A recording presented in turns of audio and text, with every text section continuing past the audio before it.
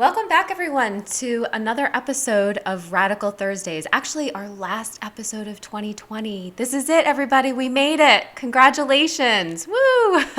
Didn't think it was ever going to happen, but we did it.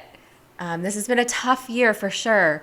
And we are closing it out with a great interview with Boot Scrap out of North Carolina. Bella and Kenya got to talk to him about all the collaborations that they're doing in a very niche market of sustainability within the film industry, which is really cool. But they branch out into other aspects too, and I'll let him talk to you about that.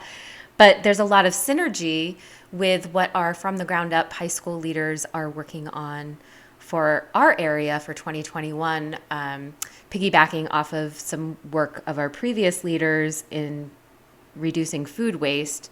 They are going to be working with a local compost company and getting our communities to be participating in composting. So there's a lot of synergy here, and it's great seeing what other young people around the country are doing and their ideas. And like, who knew? Sustainability affects every aspect of our lives, but film industry wasn't exactly top of my list of things to be looking at. So I'm very thankful that we have people where that interest is where they are focusing. And so I hope you really enjoy it. And I hope you close out 2020 in a way that is meaningful to you, and you bring in 2021 with a renewed sense of what it means to bring joy and change to this world, and we can do this together. I'll look forward to seeing you on our very first episode of 2021 just next week. Enjoy. Welcome back to Radical Thursdays. This week we had Blair on from Boot Scrap. We talked a lot about the different collaborations that they are doing with people in Wilmington, Food Incorporation, and just how they are transforming the film production space with sustainability. So, right on. Hope you enjoy it. With us, we have Blair, and he works with JT on an organization, a company called Boot Scrap. So, welcome. Thank you. Thank you for having us / just me, sadly, because JT is at a separate place now because of the holidays. So we figured it'd just be easier for one of us to represent. But Awesome. Yeah, really grateful to be on to talk about the things we care about, of course. So you guys have been doing a lot within combining film production and sustainability, which is a concept that I personally have never heard about. So I thought it was really cool. So could you just tell us a little bit about who you are and how you got started with that idea? I am Blair. I'm one half of the founders of Boot Scrap, at least. It's just me and JT. Kind of interesting part of our story is actually we've known each other since he was in kindergarten. We went to the same K-8 school in Raleigh, North Carolina, and went to different high schools and met back up. Actually, we ended up at the same college, UNCW, North Carolina, Wilmington, which is the city we're still in today. And he studied film and I was studying English and acting, and I would act in his short films that he was making at the time. And that's kind of how we became reunited as friends. And through working on the same short films, we actually both applied for the same job for a film company in Raleigh when we graduated. And so we worked for this film company doing commercials, a lot of what we're doing right now without the sustainable side of things, which you can make really good money doing commercials for just local businesses, or more money comes when you're making videos for brands that are usually like out in LA, New York, at the more popular destinations around the country.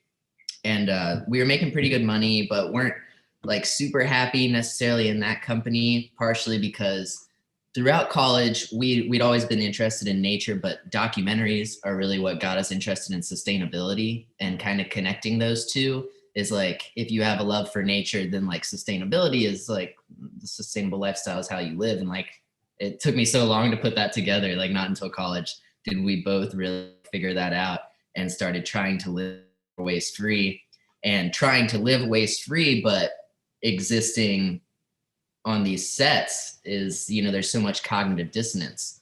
Film sets are filled with plastic bottles, usually plastic water bottles.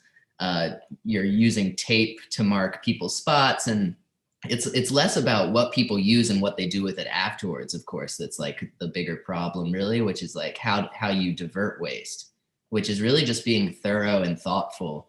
At least, like, if you're going to waste something, at least make sure it's going to the proper destination, I suppose, was our initial thought on the matter.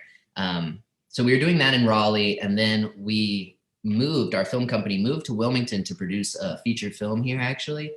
And all of this has gotten tangled and twisted before COVID, and then again with COVID. So now that feature film's going to be happening in New Mexico. So we were in Wilmington for a movie that's not even here anymore, really. But all of that lends towards the serendipity, I think, because we moved here and we fell in love with it again. The city that we'd been away from for about 2 years after we graduated. And it's just, there's an amazing sustainable community here, which makes our job so easy.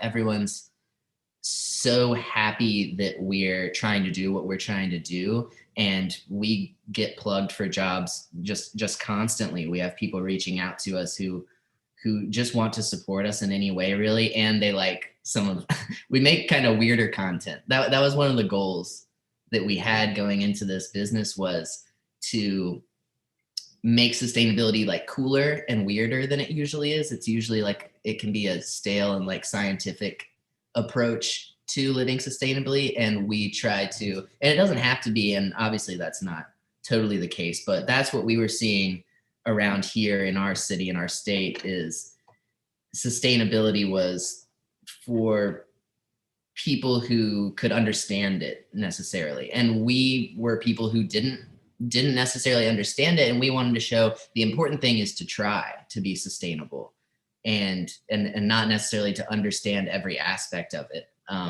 And as well to like make fun of ourselves and the way that people live and waste, because it's really absurd when you sit down and look at the numbers. And like I could go through a list of projects that we've done, but I want to get back to our story a little bit. So when we moved to Wilmington, we started working at the film studio here, which is like a studio that you'd see in LA or Atlanta now is a big place for them. That's a huge operation. There's about over 10 buildings and over 1,000 people that will be there all the time. And so it's like a little army that's there, and everyone's eating, drinking, of course, consuming. And you have all these departments from transportation to wardrobe, special effects. And all of these, of course, are using, consuming. And when we first started there, they didn't have as much as a recycling bin.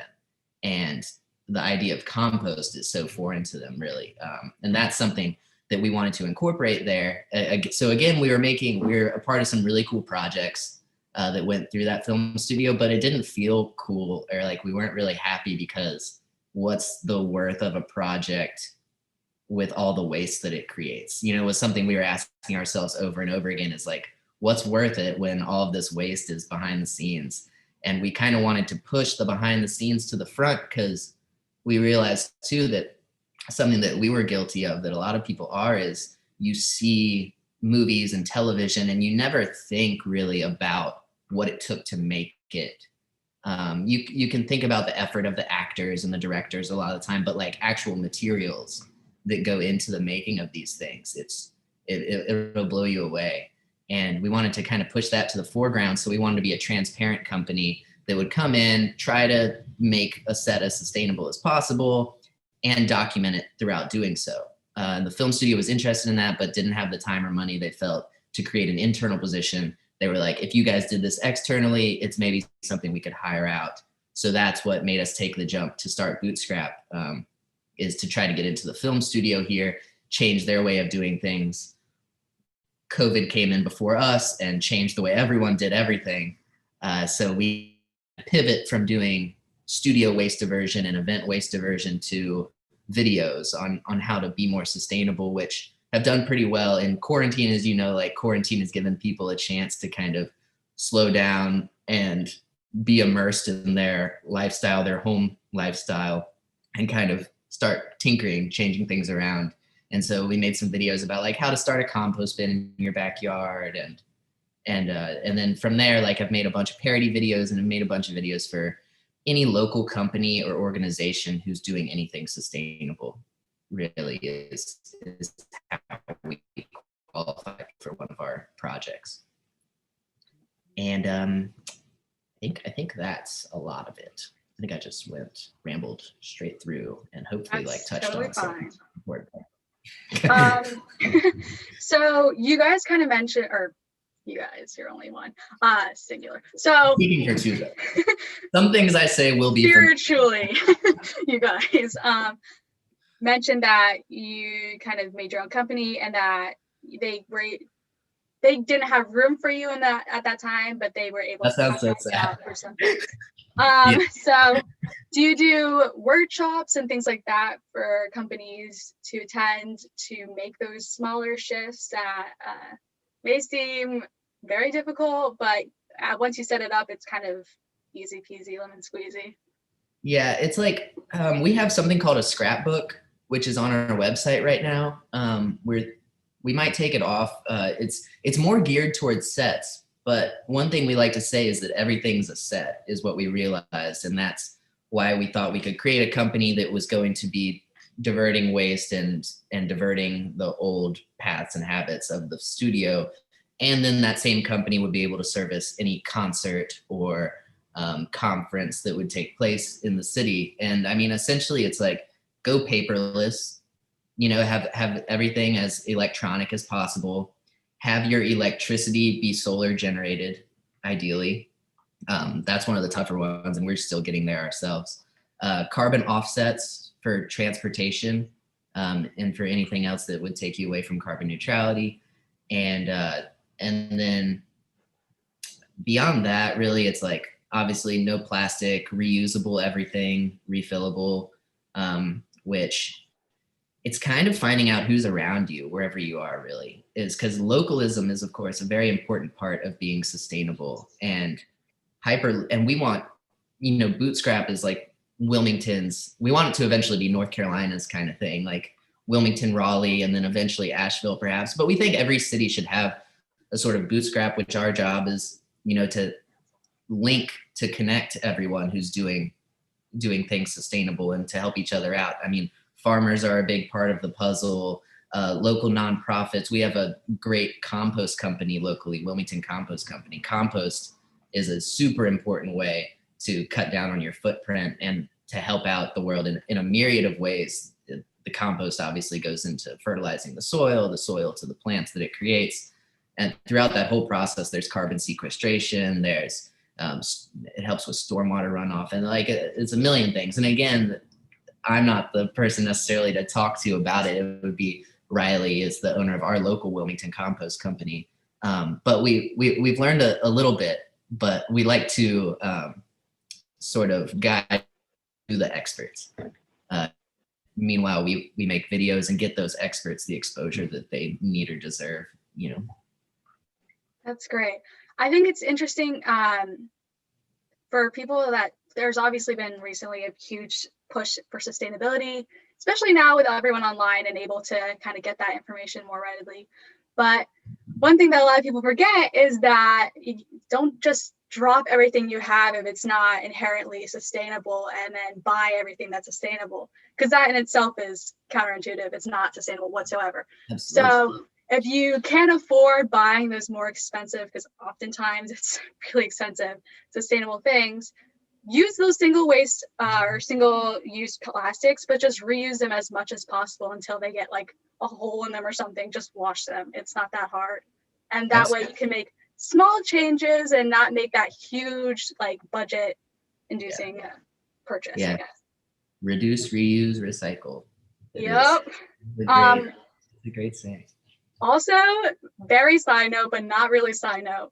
You mentioned tape, something that I obviously don't think about because that's not what I'm majoring in. That's just not my process.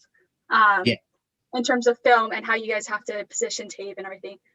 Recently, well, this is kind of, so I found you guys on TikTok and I sent you to Kenya a while ago for this, but also on TikTok, this girl was talking about, she just developed sustainable tape, I guess. It's like paper and then like the adhesive is like plants or something. So Yeah. innovation is happening all the time. Things that you maybe single use now, later down the line won't be. So just keep an eye out for those things, I guess. Absolutely. And like you said, like one of the important things too is to not necessarily go buy something because it's sustainable. Like your first thought should be, how can I live without this, or how can I make this myself with what I have? Or but yeah, and like paper tape, and there's a lot of good tapes that exist. On film sets, they're usually using gaff tape. I have no clue what that is. Me neither, honestly. But no, it's an unsustainable tape, is essentially. And like, and there's a lot of good tapes that you can use, and there's a lot of things that you can use for a marker that's not tape and that would work, you know. And that's kind of, we like to push those lines, the professional line essentially, of like what gets the job done and what will give you a professional product, and maybe like you don't have to give a facade of professionality throughout the whole process necessarily. Exactly. Use what you have. Yeah. Best model you have. Don't go buying things. Take a step back. See what you have. Rummage around. Yeah. Okay. So can you tell us a little bit about the process of starting Bootstrap? Also, where did the name come from? That's also. Oh yeah, that's an interesting. The name. Yeah. I'll start with the name, I guess. The name's funny because it's a common question. And like I pride myself on being able to name things. Like we have a few series going on right now, like 2 bikes, 1 mic, which is maybe the TikTok that you saw. That was like the Trump rally interviews we did. That was, I don't know. That's part of our 2 so bikes, 1 mic series. And then we have Hot Garbage, which we go around with like a local group and pick up trash, and part of our group's a model photographer, and he takes a picture of, he's famous himself, locally famous, and then he gets a model who likewise has a solid influence on social media. And between the 2 of their platforms as well as ours, we kind of highlight the beauty of Wilmington as well as what we're doing with polluting it with litter. And like Hot Garbage, 2 bikes, 1 mic, I like naming things. And Bootstrap was interesting because we were trying to think of a name for Bootstrap for like probably 3 months or something. And we initially gave ourselves like 2 weeks, and then we were like, we'll take a month on it. And then we were like, oh, we aren't happy with any of these. And then we were like, all right, we're going to make separate lists for this long. And it was either 2 or 3 months. And we came together, and like our cutoff was midnight that night. And at 11 p.m., we brought our lists together, and we were like going through them, picking which ones we liked, which ones we didn't. And it was like 11:45. And we were sitting there with like our sheets, and we were like, none of these are right after 3 months. And I was like, there was one that I'd thought of that like evening, and I wasn't even going to say it to JT because I didn't think it was right. And then that was Bootstrap. And I said that to him at like 11:55. And when our cutoff was midnight, and he was like, dude, I think that's it. I don't want to say that's it just because there's only 5 minutes left on our clock, but I think that's it. And it's Bootstrap. And it's very simple, which is what we wanted. It's very sayable. Like it's kind of catchy to say it and hear it almost in a way. And like it's at the beginning of our videos, you hear like the Bootstrap, which is JT's voice actually. Something we want to do is for each different project, we want to have a member of that project say it at the beginning, so it adds like a little personality to it. But yeah, we wanted it to be something you could say and enjoy saying. It's very simple. People ask us like what we do, which is like a very difficult answer because we do so many different things in a way. But a simple answer to that question is we boot scrap. You know, it's to get rid of garbage, waste, to divert it properly, and then also it's a play on bootstrap, which is pulling yourself up by your bootstraps, which is a term for like self-reliance, isn't it? It's starting a company with very little. So minimalism, essentialism, self-reliance, all of it is in the name, as well as like the practical action of getting the garbage out of here, essentially. Yeah. That's awesome. That's That's so exactly how cool. Kenya and I work too. Last minute, Yeah, right. every single time. We tried to plan it out. We tried But to it plan it always out, and works. we couldn't. Yeah, we have like templates that we create, and then last minute we'll go in and we'll actually do that. What needs to be done. Yeah. And for our parents listening, we may have done that and we may continue to do that, but that does not gotten us to mean where we're we not are today. professional. Yeah. Sorry. Ironically, you said your name was easy to understand. I first read it and I was like, what is boots or boots crap? And I was like, what the fuck? We get that And then all, I and reread it and I was like, oh, okay. because So- our name is one word on social media, of course, like on TikTok and Instagram. So people have to find the space in between. And that's why a lot of people spell it, like we've been in a few articles where they've spelled it as one word, and that's why we have it as two separate words so people can not read it as boots crap. That's how But that was definitely like at 11:55 we were like, that's it. And at 11:57 we were like, it's also boots crap. And then we were like, we're rolling with it. Being in this city for 4 years, going to college, and then returning, like we had some natural connections essentially with people. So we had some little like commercial jobs lined up, and we just kind of started doing them and just making videos for people, and like some weird ones. We made a music video for our friend who's a rapper in town, which is another part of our business that like we love. That on our Instagram page we have a video about a reverse osmosis machine being put into a local boys and girls club right next to like this ignorant like rap video in a way, you know, like and it's like a beautiful ignorant rap video that like isn't your typical rap video either in a way, but we love that dichotomy of still being a company that goes off and makes fun creative things that don't necessarily have to do with the message of sustainability being put in your face, but you know that it was done in a sustainable way. And like that's the important thing, is not necessarily that everything has to be preaching sustainability, that it's sustainable, you know, is the more important part. But yeah, so we had some jobs lined up, like music videos with our friend. Another one of our friends was auditioning for American Ninja Warrior, and he hired us to make his audition video, which was awesome. And like that's one of our favorite videos to date. He's like, did he get in? he got it. And of course, this was before COVID. And like this guy's gonna win American Ninja Warrior. I haven't said that on anything before, but like that'll be cool for when he wins. You guys can play this, and it'll be a thing. But my family loves that show. We are always watching American Ninja Warrior. This guy's incredible. He's from Ukraine, and he was adopted here. He was like a Ukrainian orphan who grew up just doing like parkour over there, because that's what you do, I guess. And so just a natural talent. Comes over, has this story about like seeing American Ninja Warrior in the hotel room, like his first night in America, and being like, I want to be that guy, like when he's like 10 years old.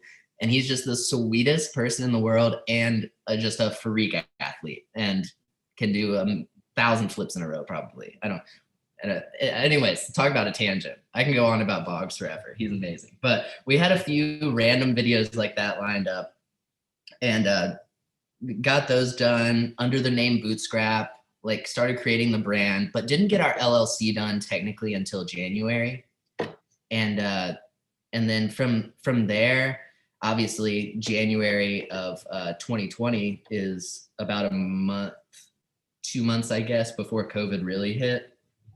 So we were building up our clientele. We were thinking like restaurants and schools, largely because of food waste. And all of those qualify very easily for the compost company. It makes a very simple connection to qualify for a video from us, which I say qualified because we make videos for anyone technically. We'll make them sustainably, but only certain people qualify to have their video on our page, because we only want businesses who preach sustainability or have sustainability as part of their operation on our page. But we make videos for any client as of right now, because we're just starting out. But hopefully we can be choosier and choosier as we go on. Let's see, where was I? Food waste from restaurants and and schools, those were like the first two things to shut down during COVID. And so that was really tough. And so all of our operations got put on a halt. Obviously you have everything with George Floyd.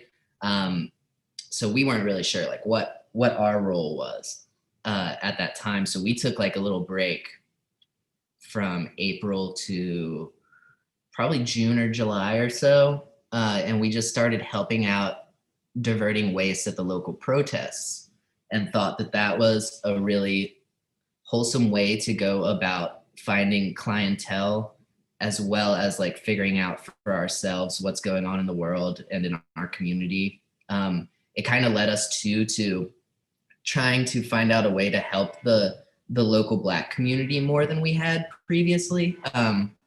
Environmental justice and social justice, of course, go hand in hand. That's intersectionality between all of that's super important. And like, because it's tough being a company starting out and like needing to find money to support yourself, and also being a company who wants to support the people who deserve it the most, which a lot of the times aren't people who have the money that allows you to sustain yourself as a company. And like, I feel like that is kind of the articulation of the, I guess I'm trying to find the right words. The neglect is one word for it, I suppose, like the neglect of sustainability in impoverished communities. And in our instance of Wilmington, the North Side and South Side are largely Black impoverished communities here. And sustainability is like not in their head, because like survival's in their head in a sort of way. And sustainability is, it's like the mid-century modern, like white look in a lot of ways. And like, it's kind of offensive to people in some ways. And trying to navigate all of that is what we're all about. And like, we want to be able to help out the Black community, and working at those protests really made that resonate with us, and made us feel kind of guilty for not pursuing that more immediately. But that's something we're trying to figure out, how to get sustainable eating ware, as far as like forks, spoons, knives, and plates, and to-go containers into some of the restaurants in these communities. And if we know a local rep for Eco Products, which is an awesome brand, and we're going to try to work with Eco Products and that local rep in order to supply these restaurants so that they don't have to foot the bill, or we can at least get it to them for the same price that they're paying for their styrofoam ware and their plastic ware, and try to do more stuff like that. So that was a time of growth internally and a little bit externally for us, as like, we were putting events aside, but we wanted to do what we were going to do with events at the local protests. We made some nice connections to the Black community who's interested in sustainability there. They're doing some really awesome things. Cool group called Lowercase Leaders in our town, which there's so much to learn about Wilmington. There's so much to learn about every city, I'm sure. And so I don't want to talk about all this jargon about local companies necessarily, because I know you guys are in Connecticut. Is that right? Yeah. But so I'm sure your town in Connecticut has a lot of these connections as well. But really great group that's getting sustainability into our impoverished communities here. And we worked with them for a while. And then come August is when, companies got a little more comfortable, I think, with certain government reliefs, certain laws that were made for COVID, so that they kind of figure out what their protocols were, what their operations were going to be COVID compliant. And they knew like how much money they had to work with a little better than at the beginning of the year. And so then business was booming. Like, everyone wanted video work because their processes had changed, and they wanted people to see that they were being COVID compliant and how they were doing it. And that they were still a business who needed support from the community more than ever in a lot of ways.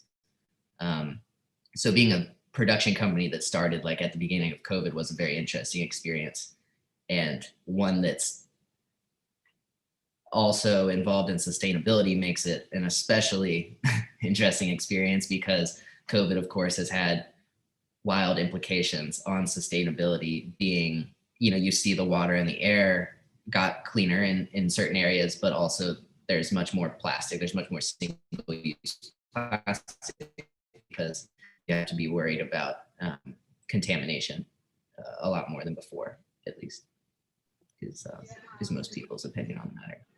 What's that term? Double-ended sword or what have you? There's some term about that, about how, well, not indirect to this, but yeah, COVID making like our air and our like environment better, but at the same time, you're using so much more waste because you're at home and you're snacking and snacking and snacking, and things haven't like turned sustainable yet. So yikes. But oh shoot. Jiminy Cricket. What? I had something and it just passed by me. Forget. Jiminy. Or remember it. Either way.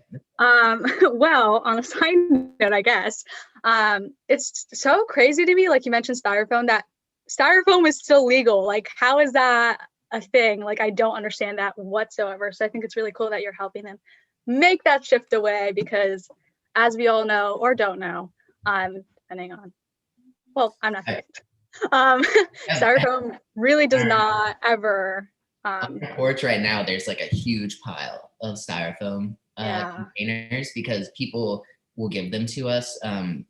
We volunteer to take it to the college here, UNCW, where JT and I went to school, actually has a styrofoam recycling center.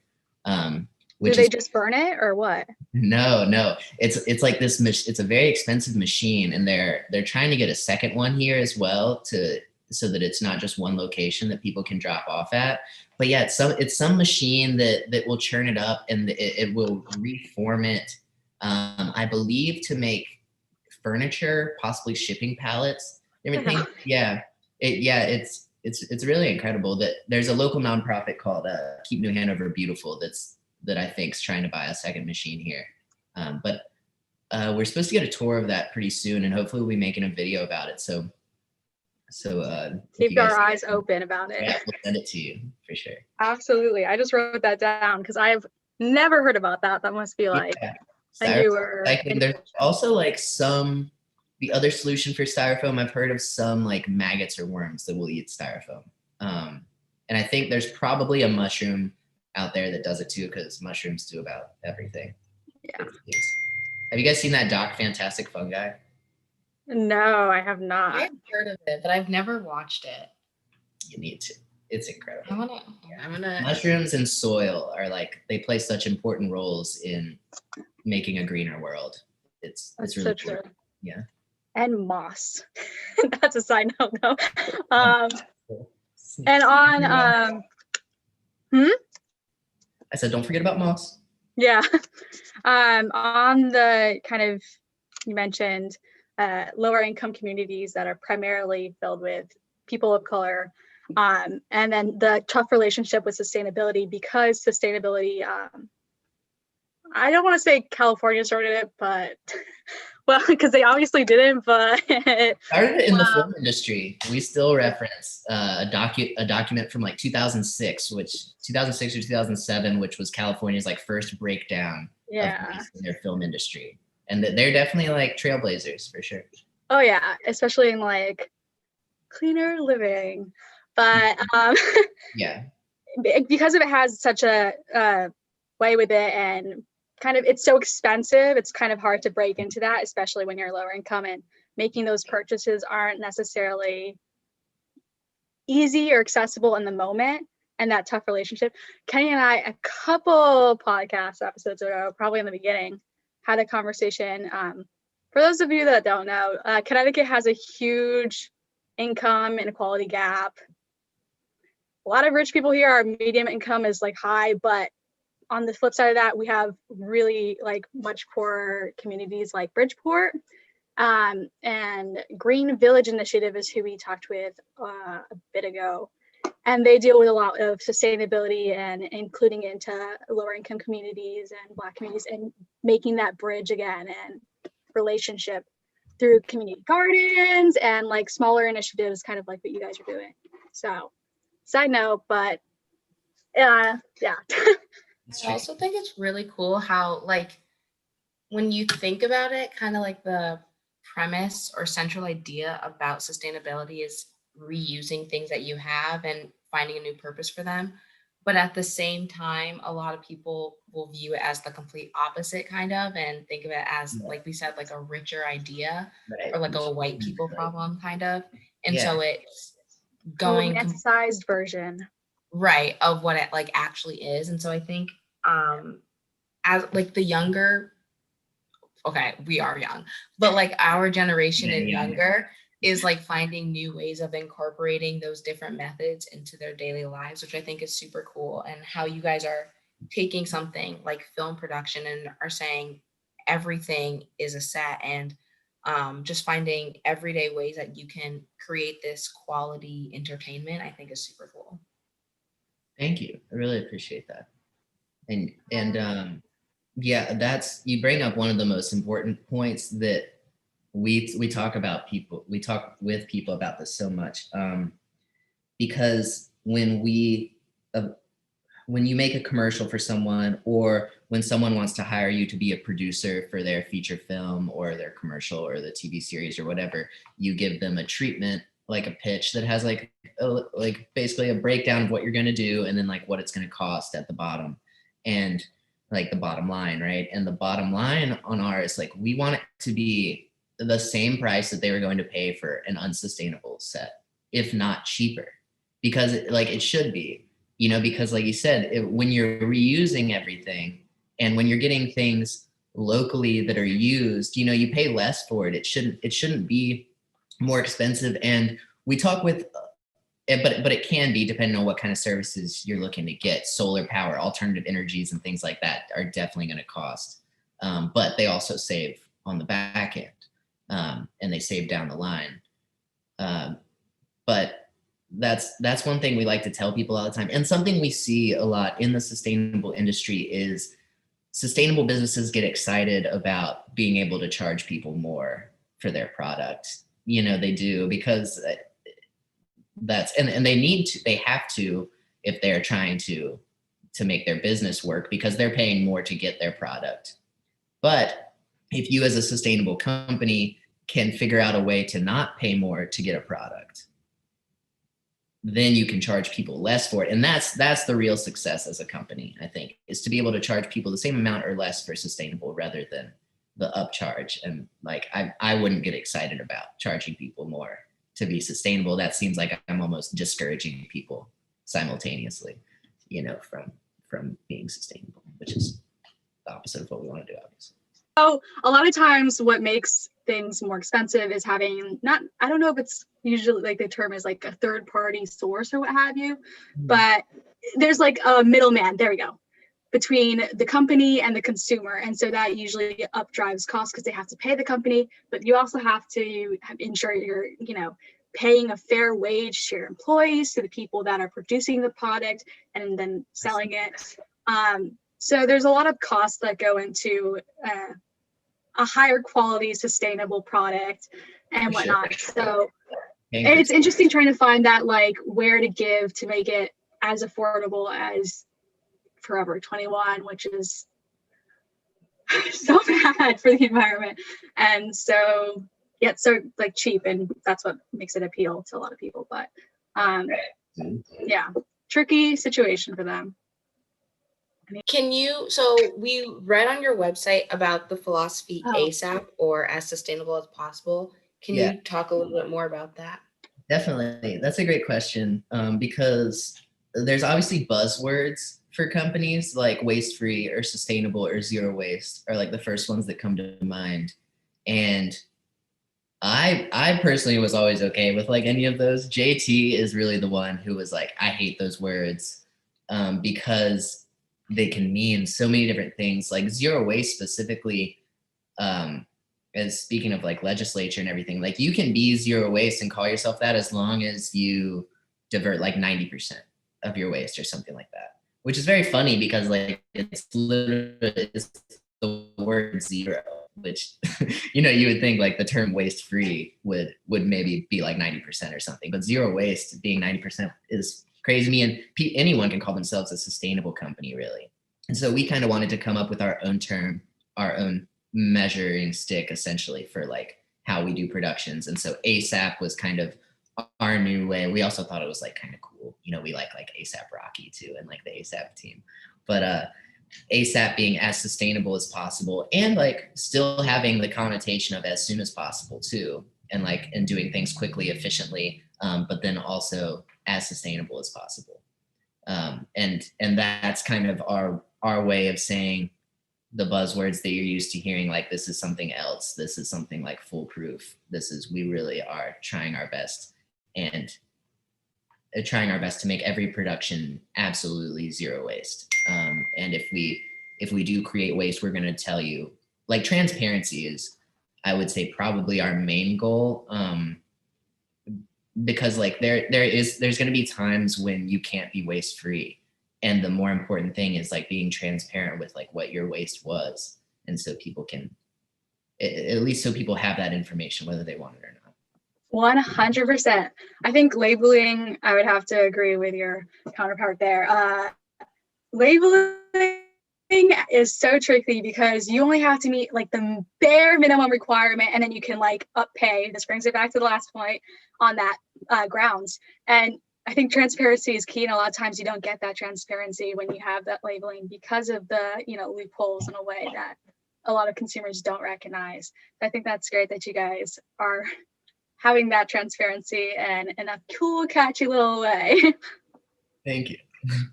That's what we're going for. Always going for catchy. I don't think it was part of this recording. It might have been what we talked about before I started recording, but in terms of food incorporation, you touched on including locally sourced foods and stuff like that when you're filming, and kind of working with restaurants and whatnot with highlighting those things. So it's something you don't think about because it's a kind of niche topic. I feel like I've never heard of, you know, sustainability film until I saw your TikToks. So can you talk more about how you incorporate food and whatnot into that? Yeah, like I was saying, so the first organizations we tried to work with were restaurants and schools, because we knew there was a tremendous amount of food waste. And coming from the studio, that was one of the first things we were going to address at the film studio before it got shut down from COVID, et cetera, et cetera.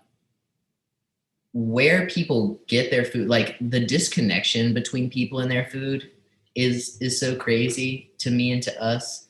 And like, depending on where you're living, it's not as crazy, but Wilmington specifically. So like, understanding Wilmington is a big part of understanding Bootstrap too, because of all the players and how we, like I said, we're a liaison, we're a middle party in a lot of ways, connecting people.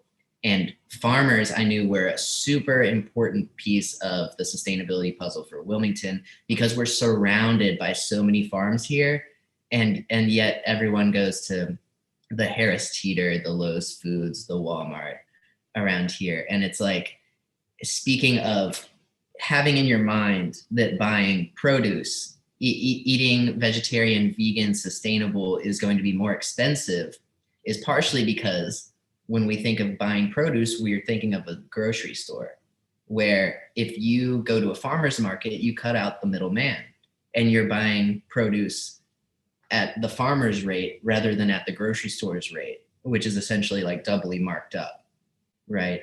Farmers might be marking up from like the price they pay for the seeds, essentially.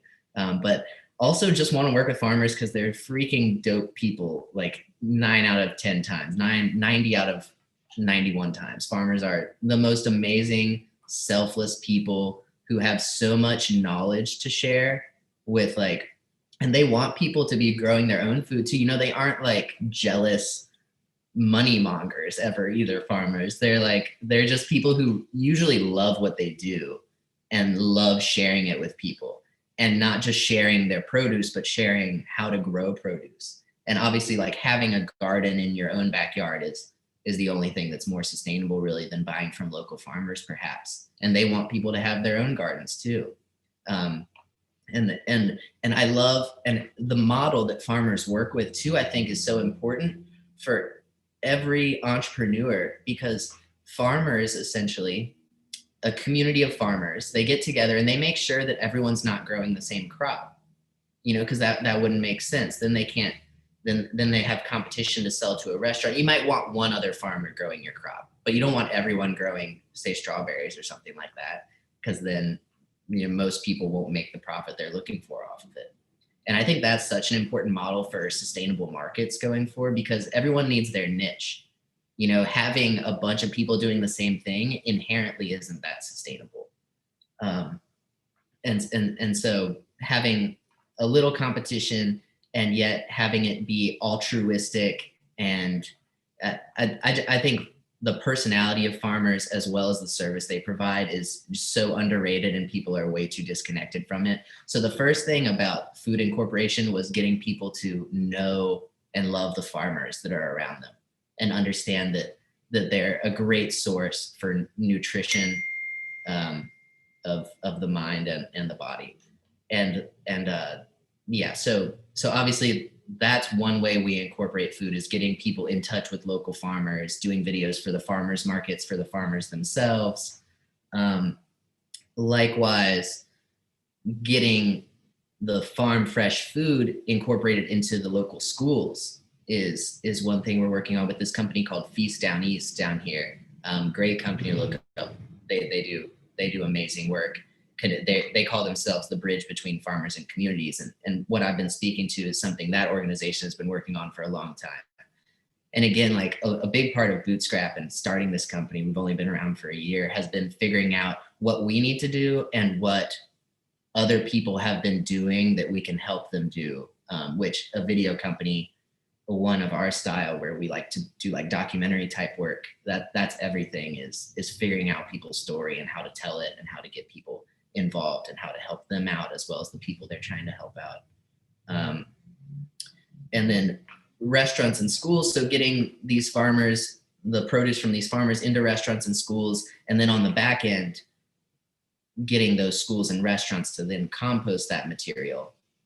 That compost goes to the local compost company, gets turned around to soil fertilizer, goes back to the farmers to grow more produce. It's a full circle, which is one of the more important aspects of our company as well. And something you'll be seeing more and more from us in the future is circle videos, which will essentially be a video for, let's say, a farm to table restaurant that has the produce being grown, produce being taken to the restaurant preparing it, people eating the food, people disposing of the food properly, it going to that compost facility. We end where we started back at the farm.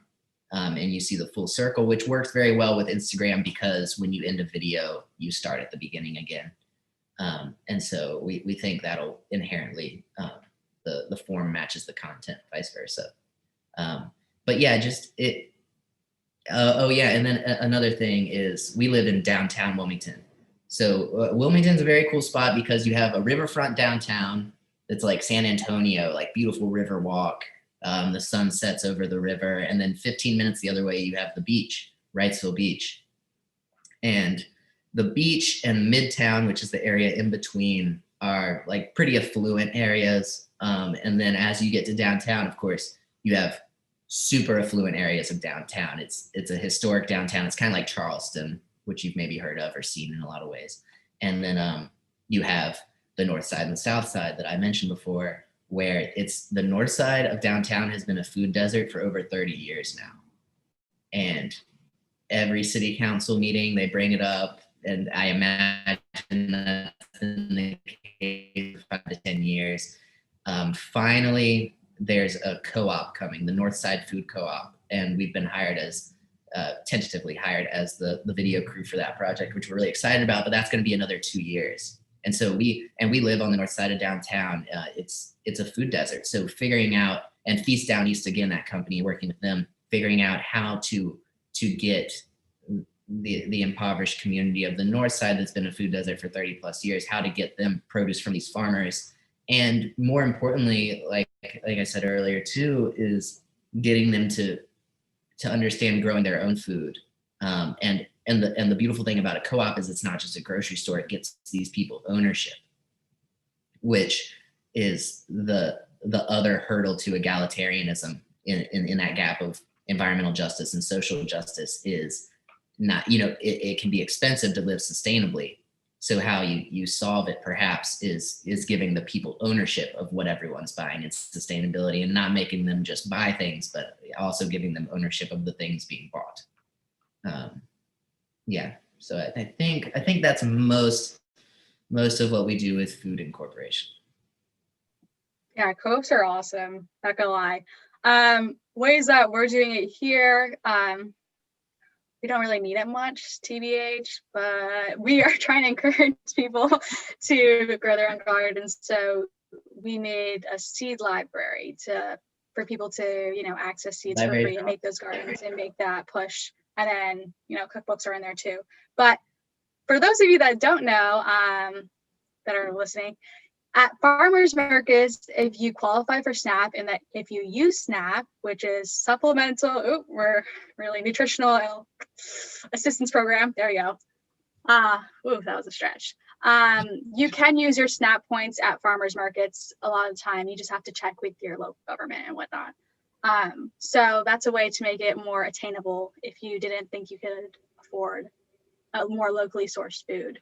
Also, at least where we are, I know some of our supermarkets like Big Y have locally sourced food and things like that. So we get our milk from a town, or not town, good heavens, a farm a little farther north than us. I think they're in like Mass, somewhere in Mass. But they sell it at Big Y. So that's ways that you can still shop at your local supermarket, but maybe get some local food in there. So just keep an eye out for farms and stuff like that, and that are being sold there. And then, this is a really side note, so I should probably not bring that up. But a bit ago, she's gonna do yeah, it. I'm gonna do it anyway. So this might be chaotic, but I don't care. Sorry, Mom. But a bit ago, I was watching, it was like the morning, and I was watching PBS, but not PBS Kids. And they were, yeah, not to be confused. They were showing a documentary. It was like a weird documentary type real estate show about eco-friendly housing. So that was an interesting way of like interacting film and sustainability. Now that I think about it, they're talking about like tire homes and stuff like that, or how to upgrade your houses and stuff like that. So we probably are experiencing film sustainability and we just don't even realize it. Yeah, we have a little like sustainable home show in the works. I don't want to say too much about it. Oh, okay. So see, more popular than I thought. Yeah, and everything sort of like Two Bikes, One Mic, like that's the idea of that, is to have a show where we go to absurd gatherings of people and just interview them essentially. And we only go as far as we can bike. And so that's like, we like that measurement of locality, is like, if we can bike it, then it's local.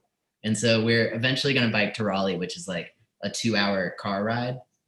And it's our hometown. And like, and we have a few clients there who like want commercials. So I think we're going to bike with like all of our film gear for a commercial in Raleigh eventually. But all that to say, like that home show, like we want to do the same kind of thing where we go to sustainable homes around our area that we can bike to and do like walkthrough videos and just like instructionals, kind of picking people's brains about how they live sustainably. Because it's something we want to do ourselves for our home, but also don't want it to be all about us really necessarily. And we're both like a little camera shy, JT way more than me, but we like other people being the subject of the video than ourselves. Are you guys gonna use you know how they have like when you're little, well, I don't know if these are like still allowed because lots of things have changed since then in terms of regulations, but you know how when you're little, your parents like attach that like weird enclosure to the bike, like behind the bike, like it's like a stroller, yeah, like a stroller kind of thing for our attached to camera the equipment. bike. Yeah. Yeah, put like our nice camera in there, strap it up like a baby. Yeah, like it's like, You would kiss oh it. gosh, that just brought back a hell of memory right there. But anywho, Yeah. Yeah, we're gonna suit our bikes out to be able to carry our equipment a little better because we have like huge tripods and stuff like that. So we really need to build like a rack above that we can set stuff on, and then we'll be like biking right How Rack long will above. that bike ride take? Huh? Yeah, How long will that bike ride take? like 4 Ollie? days. Yeah. It depends if we stop halfway. If we don't stop halfway, it's like a 10-hour ride or something like that, I think. So we might do like 5 and 5. Yeah. That's crazy. Yep. We're crazy, Wow. Good luck. Drink your Gatorade. Get your electrolytes in. right? Yeah. Waste-free Gatorade. That's the next thing. Or yeah, a better version. Get your Gatorade powder and use that instead of your water bottles. Gatorade. Yeah. Collaborations, question mark? Shoo. So many. Like I said, that's like our whole business is like we aren't good at anything. So we find people who are good at things and we work with them. Honestly, that's Not what really. we do. That's Shut up, literally what we Kenya. do. You can't throw us under the bus like that. but really like being a video production company is a little bit of that because like we're good at making videos, right? But videos are good because of who's in them a lot of the time, you know, or that's how we want it to be. We don't want to make good videos for a crappy entity essentially that's like self-defeating. It's not proper advertisement, I guess. And so many, like a few that I've listed already, just to go over them again because they're so important and awesome. Keep New Hanover Beautiful, nonprofit that's it's a sect from Keep America Beautiful, the large company that's more famous. And they do cigarette butt collection, have collected like over 1 million tons of cigarettes, and those get sent to a company called TerraCycle, which might be in Connecticut. It's somewhere in the Northeast. But yeah, they're definitely someone to look at. Have you heard of them, TerraCycle? Oh, I don't think so. I feel like I've heard the name, like the first half of the name somewhere, You're gonna want. but I You're gonna don't know want if to that look was a them up, hiking shoe. and you're gonna Just- want to reach out to them. It's I just Googled them. They're in New Jersey. New Jersey. Okay. New Yeah. Jersey. Are they New Jerseyans? Is that the Yeah, New Jerseyans. is that how you call them? They're wild. Anyhow. Oh, interesting. They're awesome. They're crazy. They're very secretive. We've been wanting to do a video with them, and they don't want to show their operation. They have like a monopoly because they recycle things that you would never think could be recycled. Which of course brings a lot of questions up. However, super cool company and theoretically does an unbelievable amount of good. Keep New Hanover Beautiful works with them. They turn these cigarette butts into, again, furniture and pallets, like the styrofoam that I mentioned. And likewise, I think they have like a salon deal. I know Green Circles. So, oh gosh, collaborations is going to be a difficult one for me to get through because each one like links to another collaboration as well. But I'll just list a few. So Keep New Hanover Beautiful, Wilmington Compost Company. I encourage everyone to try to find a local compost company. If one doesn't exist, start it because it's going to be in high demand and a privately owned one can do a whole lot of good. Our friend Riley started the one here and now it's like a family business for him. And they're doing such amazing things from education to just the pure service of providing all the local companies with an easy way to compost. Because I think you'll find most everyone's super down to compost, just doesn't want to spend the time or you know, they get necessarily for them to start one at their house. They're worried about the smell, which is kind of a myth because if you're doing it right, it shouldn't smell after like a week or so. But regardless, if you have a local company, you don't have to worry about any of that. They have their own buckets. They give them to people. Those people fill up the buckets, then they give them to them. It's like any kind of waste industries pickup that would go on. So we have Wilmington Compost Company, Keep New Hanover Beautiful, Feast Down East, that awesome company that I was telling you about that's the bridge between the farmers and the community members. They also have like pop-up farmers markets where they'll offer like SNAP prices, and they actually have a little mobile vehicle they call the mobile market that goes into those neighborhoods so people don't have to come to them. They actually deliver to the people and offer them discounted prices. Feast Down East, they're awesome. a restaurant who was like our first restaurant that we signed on, kind of a contracted job. So we'll have regular work per month, is called Palette, which is a really cool bottle shop. It's a bottle shop with a food truck in the back. And the food truck, the farthest they go is Asheville, which is in Western North Carolina, but they don't really go outside of North Carolina for anything that they prepare. And for the most part, they stick to local farmers. So that fit our model. And as far as the bottle shop goes, obviously like glass and aluminum glass is pretty inefficient. To like aluminum's a lot easier to transport and recycle because of the weight of it, as well as like the getting the glass back into the recycle pattern, I think can be difficult. Where another tour that we're doing soon is of our local recycling center, which brings me to the landfill. The landfill is a very important collaboration moving forward. We're just connecting with them really, but understanding your local landfill is so important because then you can know, like for instance, in Wilmington, the landfill is also the recycling center and the landfill are all part of the same organization. And our recycling center only takes 1s and 2s, which is like, we have to tell people that over and over again. It's amazing how many people don't know that, like what numbers your local recycling center takes.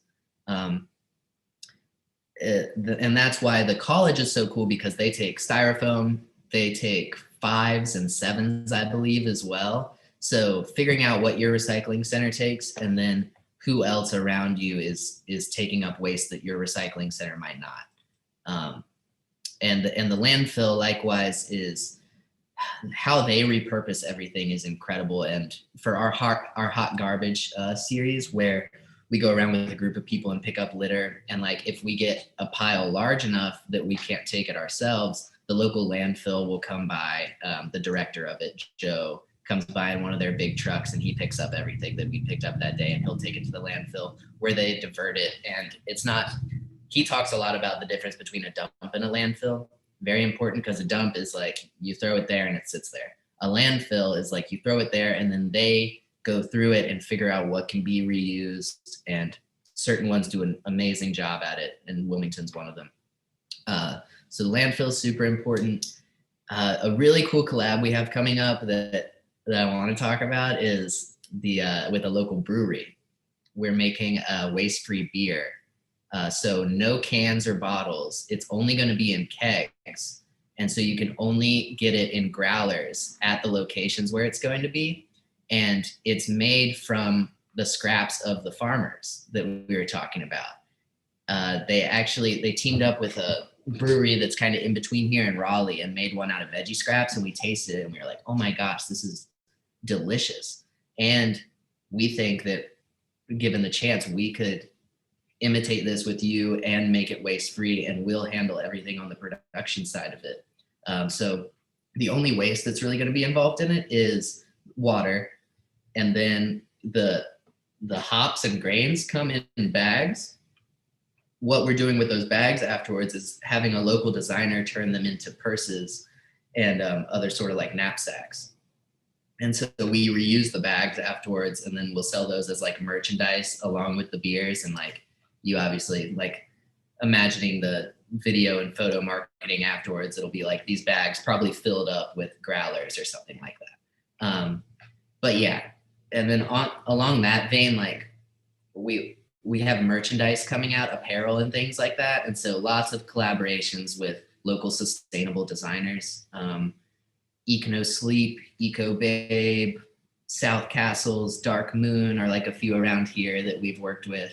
And again, I think all of those are in North Carolina, and we try to keep everything within North Carolina just to not be accountable for the transportation that happens outside of it. But if for any transportation that we do for our work, whether directly or indirectly, we purchase carbon offsets at the end of it. Yeah, there's a data collection company we're going to be collaborating with, because an important thing about sustainability is not just diverting waste or changing your waste habits, but also getting the actual numbers, right? The actual weights and measurements for what you're diverting, and putting those numbers into terms that people can understand, whether it's like football fields or whether it's like, I don't know, fridgefuls or I don't know, I'm just making stuff up. But yeah, like terms that people can, whales, people like thinking of things in terms of like whales or school buses you see a lot for some reason. Yeah.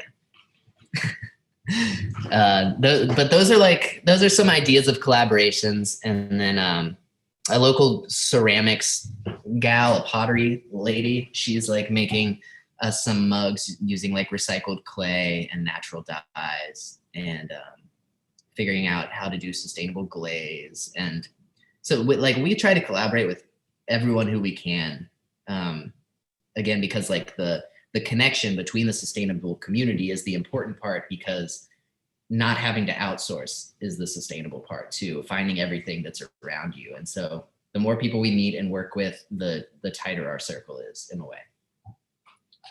Those are all so cool. And my parents Yeah. are looking at North Carolina to retire. So when they're looking at different areas, I'm going to tell them all about Wait, all are these they different really? organizations. Yeah. Nope. Yeah, tell them Wilmington. Tell them Wilmington's the spot. Quick side note is, do you have a whalers hat on? Yes. Okay. Good Because I eye. saw it and I was like, I think, are they Yeah. still a team? No. So the Carolina Hurricanes, which JT and I both grew up, like we aren't sports people now really. Like we both played sports, but as far as watching sports goes, it's not really our thing. But we both grew up going to Hurricanes games with our families. And the Hurricanes used to be the Whalers. So they have like a retro uniform night or whatever. And now we're doing this project with the Plastic Ocean Project, which is a local nonprofit that deals largely with plastic pollution in the ocean. But they're putting on a series that they're actually pitching to Netflix, and we're helping them produce it. And so we're out on these boats with like these whale conservationists, and I always like wear this hat. I think it's a loaded move. I don't know. It's like obviously like I'm a whale conservationist, but I'm wearing a whaler's hat. I play sports. I don't like sports, but I'm wearing a whaler's hat. It's just like, it's a lot to actually take in, that's like how I decide my fashion, I guess, is like, I just like a lot, like just a lot going on. It's like two I like socks. that concept. The Batman sock. Have you seen these shoes? That's like my thing. Like socks, like weird, wild socks is like my thing. You guys see Nike's new shoes? What is that? You have new shoes? Huh? Nike. This is part of Nike's move to zero waste and carbon Oh, neutral. the compost, or not compost. Yeah. The compostable. Yeah. Very cool. Yeah, they're made out of all trash. It's called like Trash Transform. Yeah. They're called Space Hippies. They're great. Saw that in Instagram Highly ads. recommend. Ooh, I should look those up. Okay. Awareness movements, like I said, like thinking, again, it's largely just about how like thorough and thoughtful you are. Is like the most important movement that could go on, is just to consider everything and not just like less impulse buys and more impulse, like how do I reuse this? What am I going to do after I use this, et cetera, et cetera. More Does specifically, this bring me joy? yeah. More specifically, some movements, like I said, that whale project we're working on is largely about noise pollution in the ocean. All pollution of the ocean, of course, but noise is something people think about less often, I think, and noise pollution in general is something to be considerate of. So much in food incorporation, like we were talking about, like from where you're getting your food to how you're diverting it. Awareness movements. Besides that, let me think. I think that's most of it. It has to do with like food waste and pollution for us, water quality. And then, like I said, the intersectionality between social justice and environmental justice, whether it's racial or economical, and obviously that's an intersectionality as well. But yeah, I think all movements of intersectionality are important moving forward, and just that keyword of intersectionality and how things work together and how solving one thing can lead to other solutions. Which is big in food incorporation, especially. But yeah, I think that's think that's most of everything. Cool. Lovely. Okay, I'm gonna do the inspirational quote now, which is sorry. We live in a world in which we need to share responsibility. It's easy to say it's not my child, not my community, not my world, not my problem. Then there are those who see the need and respond. I consider those people my heroes. And that is by Fred Rogers. We have found a common interest over Fred Rogers on today's episode. And I like that quote just because, especially with what you guys are doing, it's a perfect example. But oh wow, oh look. Oh, now I gotta show first of all, This my hangs book that thing I got me. Ooh, that's an awesome. Yeah. This is made by a local painter from that North Side community I was talking about, actually. He does these things with like celebrities, and he'll put like a gold tooth in all the celebrities. I was just gonna ask about that. I'm like, last time I checked, Mr. Rogers was not that kind of guy. Yeah, but I love this with the Daniel the Tiger, obviously. But yeah, that hangs in our bathroom. Love Fred little Rogers. foam background right there. Oh my gosh, Bella, I have a cup for you, a Fred Rogers cup. Oh yeah, you bought me that cup at TJ Maxx. Gotta give it to me. I have this cup for Add it to my other cups. probably like 5-7 months now. See, this is good because you would have never given it back to me. I like you just the way Just you the are. way you are. Classic. Fred Rogers.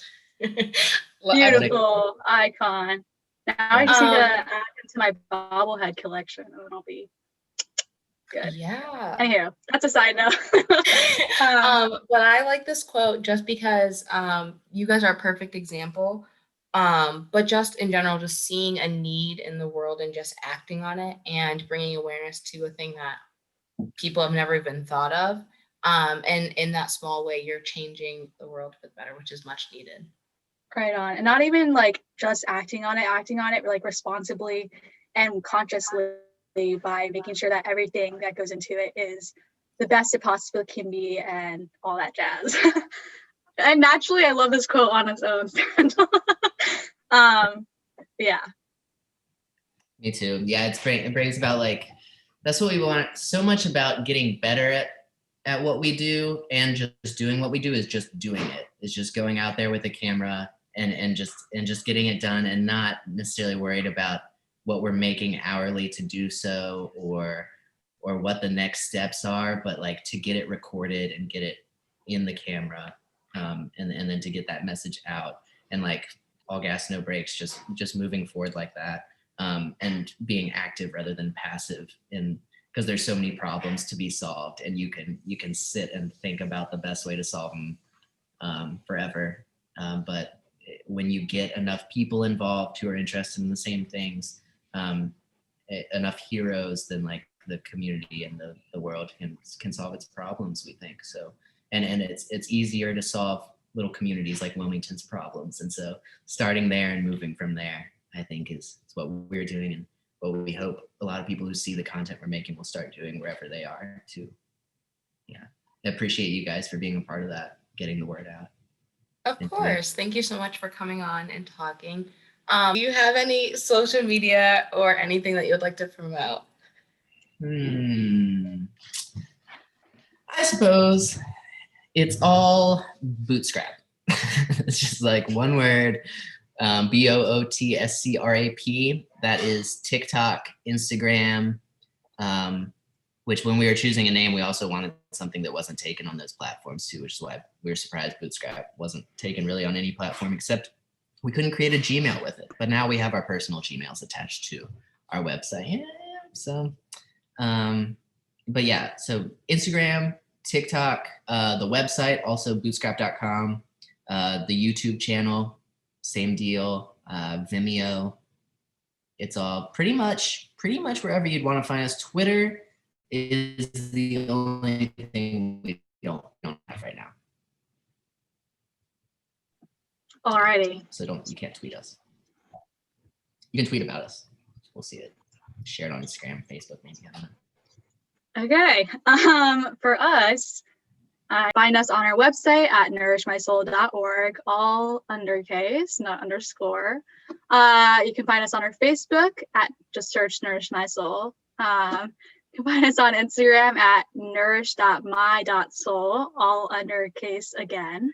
You can find us at our teen group Instagram, which we're no longer a part of, but anywho, from the ground up, no O in the from, all together. You can email us at alicia@nourishmysoul.org. Alicia is spelled ALICIA, all undercase again. And you can listen to us on YouTube, just Nourish My Soul, Spotify, Google Podcasts, Anchor, Breaker, Pocket Cast, and Radio Public. Search up Radicle Thursdays. That's all, folks. Peace out, Girl Scouts. Thank you so much again to Blair and Bootstrap for coming And on. Our pleasure, our honor. was it JT? Yeah. And JP.